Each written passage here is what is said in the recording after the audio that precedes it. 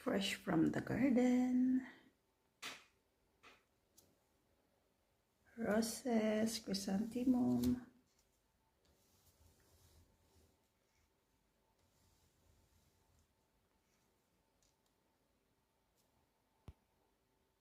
So, ito na lang yung natitira sa mga roses natin dahil malapit na silang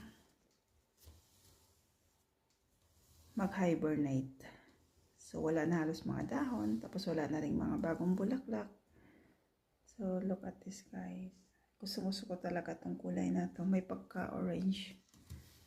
Then, ito naman yung pink.